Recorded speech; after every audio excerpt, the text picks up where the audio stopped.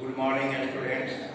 We have already discussed about the story of village Palampur in our previous classes. Today, we will discuss an important subject like physical capital. Physical capital एक ऐसा capital है जिसको हम दो भाग में बांटकर इसका बारी-बारी से अध्ययन कर सकते हैं।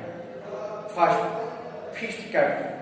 यह एक ऐसी पूंजी है जिसमें एक बार किसानों की पूंजी इन्वॉल्व होती है, जैसे लैंड परचेजिंग में, बड़े बड़े टूल्स में, औजार में। और दूसरा है रनिंग कैपिटल। एग्रीकल्चर वर्क करने के लिए रनिंग कैपिटल की जरूरत पड़ती है। इस रनिंग कैपिटल को प्राप्त करने के लिए जो बड़े किसान हैं वह सामर्थ्यवान हैं, लेकिन जो छोटे या मिडिल टाइप के किसान हैं उनको सेठ, साहूकार, महाजन या बैंक के पास ऋण के लिए जाना पड़ता है।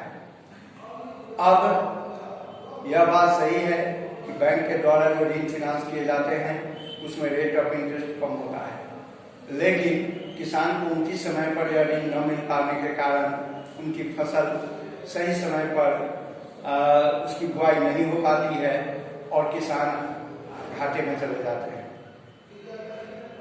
और जो सेठ, साहूकार, महाजन से ऋण लिए जाते हैं उसमें रेट ऑफ इंटरेस्ट ज़्यादा हाई होता है और किसान का जो भी उपज होता है उसका एक बड़ा हिस्सा इंटरेस्ट के रूप में चला जाता है और ऐसे में किसान को काफ़ी हानि उठानी पड़ती है। हम सबों को पता है कि एग्रीकल्चर लाइन बिल्कुल फिक्स्ड है, उसमें दिन प्रतिदिन ह्रास होता है, लेकिन और अधिक अतिरिक्त भूमि जुड़ने की कहीं से कोई बात नहीं आती है। आज फॉर एग्जाम्पल आजकल अनारूढ़ केमिकल फर्टिलाइजर के प्रयोग से भूमि की उर्वरा शक्ति नष्ट हो रही है, जिसके कारण एक बहुत बड़ा भूमि का भाग जो कृषि से वंचित होता जा रहा है। ऐसी परिस्थिति में हमें न केवल एग्रीकल्चर में सुधार की जरूरत है बल्कि भूमि की बचाव की भी जरूरत है। किसान अपनी आमदनी को सुरक्षित रखने के लिए एक योजना के तहत मल्टीपल क्रॉपिंग की व्यवस्था की है। अब यहाँ समझना हम लोगों को देखना यह है कि यह मल्टीपल क्रॉपिंग क्या है। मल्टीपल क्रॉपिंग में एक साल में जब हम एक या एक से अधिक फसल को एक ही भूमि के टुकड़े पर उपजाते हैं, इसको हम लोग मल्टीपल क्रॉपिंग कहते हैं। इसके लिए इरिगेशन की सुविधा अति आवश्यक है। इरिगेशन आज हमारे देश में 70 साल आजादी के बाद भी मात्र 40% ऐसी भूमि है जो इरिगेट भूमि है। अभी भी 60% ऐसी भूमि है जहां इरिगेशन की सुविधा उपलब्ध नहीं है। अगर हम अपने भारत को 5 भौतिक विभाग में बांटते हैं तो यहाँ देखते हैं कि प्लेटू रीजन में इरिगेशन की कोई सुविधा उपलब्ध नहीं है। हिली रीजन में यद्यपि मेघालय में भारी वर्षा होती है, चेरापूंजी का एक जगह माउंसीरा जो विश्व रिकॉर्ड है कि वहां पर अधिक वर्षा होती है, फिर भी मेघालय में बम्बू ड्रिप योजना के तहत इरिगेशन किया जाता है।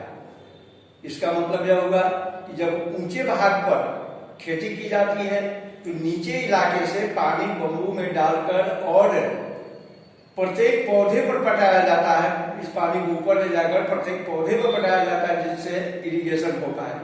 यह भी एक कठिनाई भरा कार्य है और ऐसे में किसान केवल अपनी जरूरत को तो पूरा कर सकते हैं, लेकिन इतना अधिक उपज उनके पास नहीं होगी जो वह दूसरे को सुविधा उपलब्ध करा पाए या इस अतिरिक्त सरप्लस अनाज को बेचकर वह अपनी अतिरिक्त जरूरत को भी पूरा कर सके।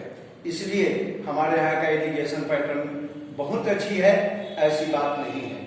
अब हम रिगार्डिंग पालमपुर विलेज की बात करें तो वहां पर इलेक्ट्रिक की फैसिलिटी आ जाने के कारण इरिगेशन की व्यवस्था समुचित हो गई है, जिसके कारण वहां किसान कम से कम भूमि में अधिक से अधिक उपज लेकर अपनी जरूरत को पूरा कर रहे हैं।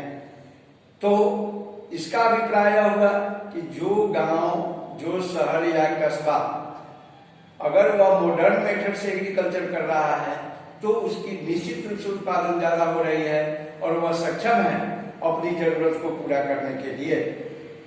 यहाँ पर एग्रीकल्चर की दो व्यवस्था देखने को मिलती है, एक जो ट्रेडिशनल एग्रीकल्चर है और दूसरा जो मॉडर्न एग्रीकल्चर है।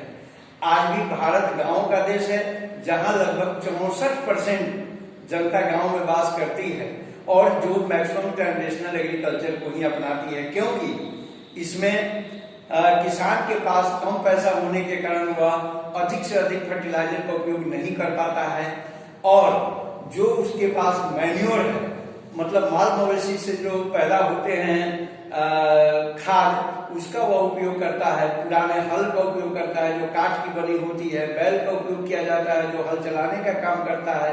ऐसे में समय ज्यादा लगता है और पूंजी भी ज्यादा लगती है और उपज बहुत कम होती है।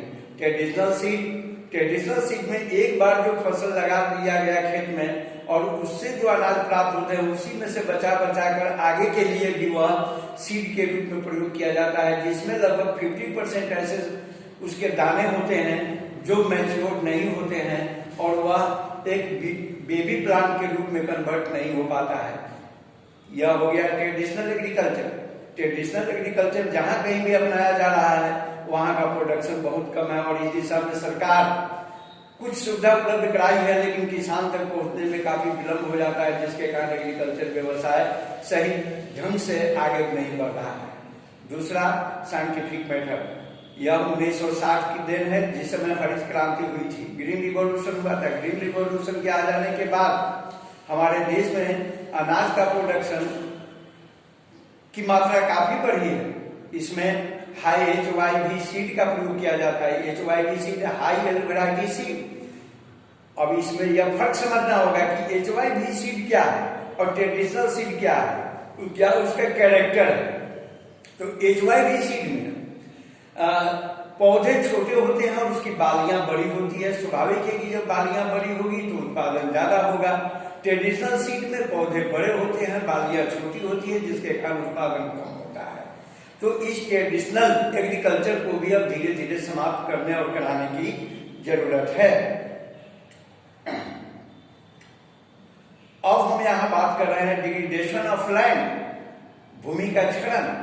खेती लायक भूमि की दिन प्रतिदिन कमी हो रही है। इसके पीछे बहुत सारे रीजन है, लेकिन हम यहाँ फोकस करना मेनली चाहते हैं कि 1960 के दशक के बाद से अंधाधुंध केमिकल फर्टिलाइजर के प्रयोग होने के कारण आज हमारे खेत के फर्टिलिटी बिल्कुल समाप्त होने के कगार पर आ गई है, जिसके कारण यहाँ पर उत्पादन ह्रास नियम काम करता है।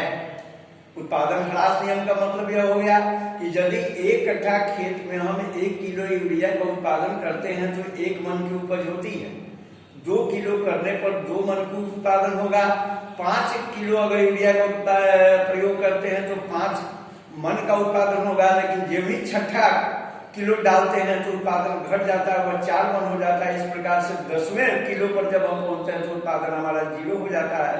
तो यहाँ पर उत्पादन ह्रास नियम काम कर रहा है।